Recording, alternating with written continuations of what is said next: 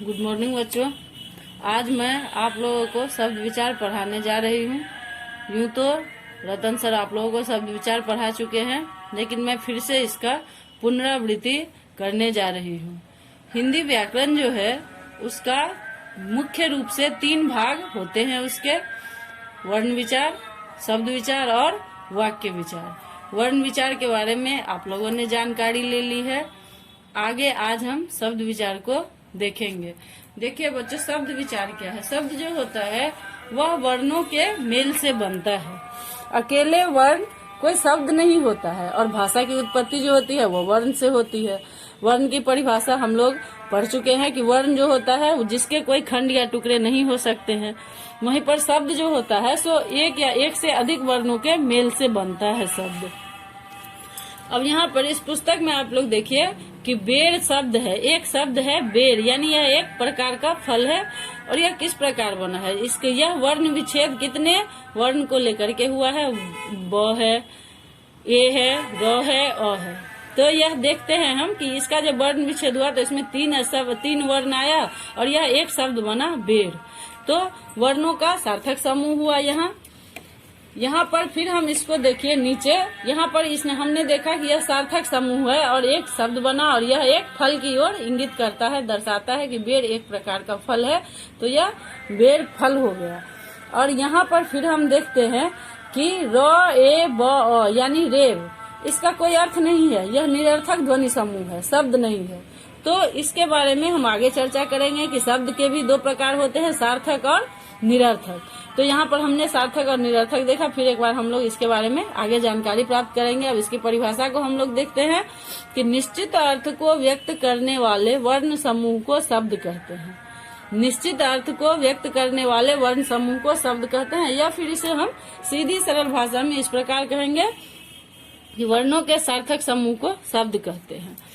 हिंदी शब्द समूह को स्रोत, रचना और अर्थ के आधार पर अनेक वर्गों में विभाजित किया जा सकता है। यहाँ हम इन्हीं तीनों के आधार पर थोड़ा विस्तार से पढ़ ले।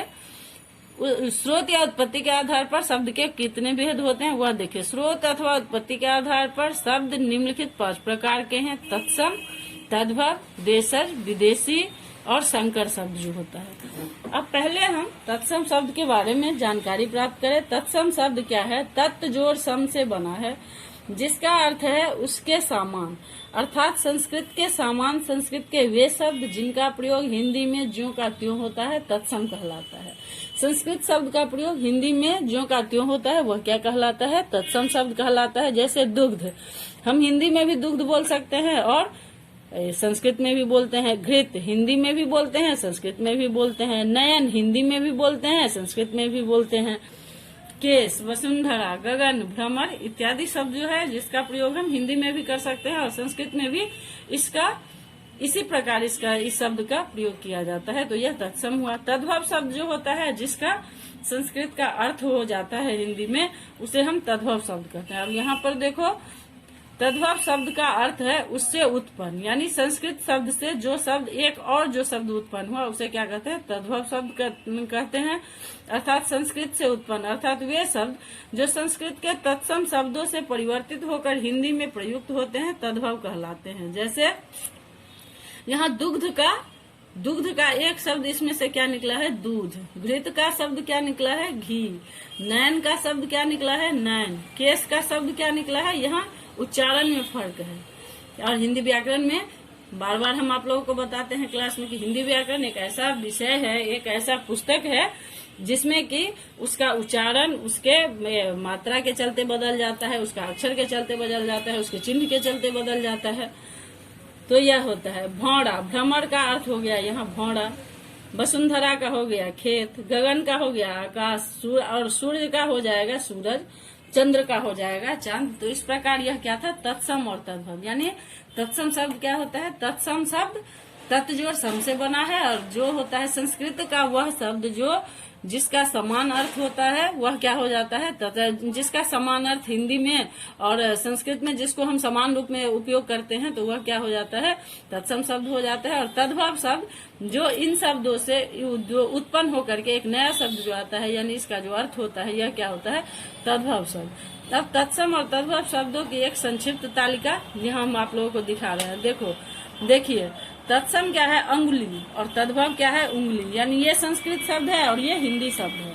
अम्बा यह क्या है, यह संस्कृत शब्द है और तद्भव में यह अम्मा हो गया है। अग्र जो है यह क्या है, यह तत्सम शब्द है और आगे जो है यह क्या है, यह तद्भव, इसका हिंदी हो जाता है। तत्सम में अंध, तद्भव में अंधा।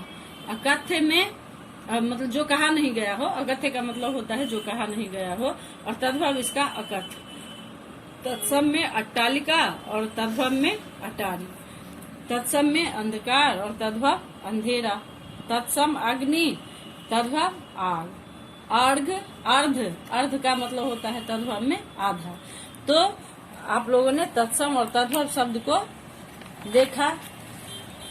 अब बच्चों आगे है श्रोत्या उत्पत्ति के आधार पर देशी अथवा देशज शब्द। वे शब्द देशी अथवा देशज कहलाते हैं जिनका स्रोत संस्कृत न होकर ग्रामीण क्षेत्रों में अंचलों की बोलियां हैं, जैसे झाड़ू, झंझट, लोटा, पगड़ी, झोला, टांग, खिड़की, थप्पड़ और भोपू जैसे अनेक शब्द इस वर्ग में आते हैं। बच्चों शब्द में क्या हुआ कि कुछ शब्द ऐसे पहले भी थे और अभी भी हैं जिसका प्रयोग उसी तरह अभी पहले का लोग भी पहले आदिमानव भी पहले के लोग भी करते थे और अभी भी हम लोग कर रहे हैं। उसके अर्थ या उसके उच्चारण में कोई परिवर्तन नहीं आया।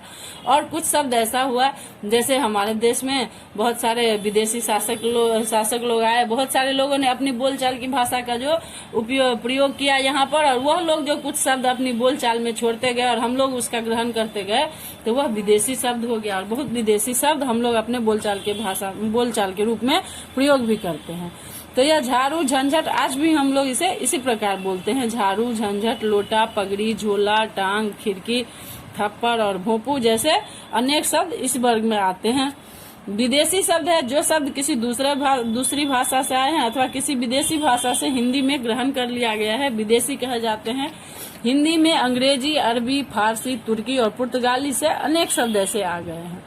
जैसे अरबी, फारसी और तुर्की से जो शब्द आया हुआ है वह किस प्रकार का है, जैसे अल्लाह, अखबार, आदमी, कानून, इंसाफ, कानून, कैदी, कमरा, खून, गरीब, गुलाब, जमीन, जमींदार, जुलूस, दरोगा, बाजार, रिश्वत, जमींदार, तरीका, दिमाग, बर्फ, वकील।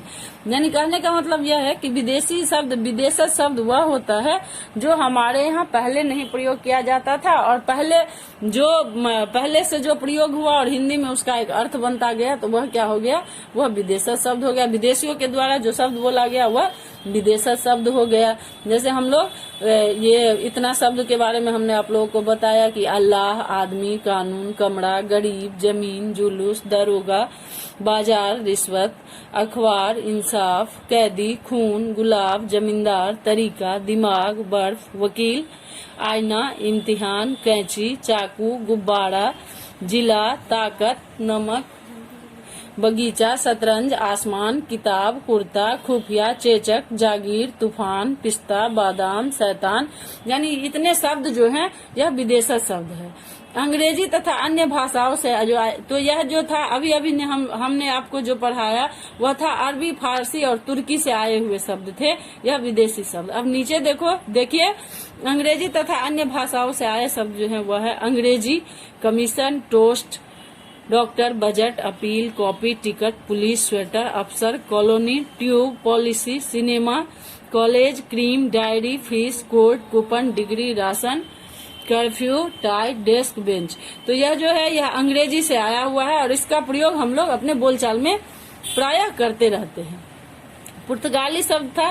पुर्तगाली शब्द क्या है, ऑलपिन, संतरा, पिस्तौल, अलमारी, बाल्टी आदि। जापानी शब्द है रिक्शा। चीनी है चाय और लीची। अब बच्चों स्रोत या उत्पत्ति के आधार पर एक शब्द और बच गया था, वह था संकर शब्द।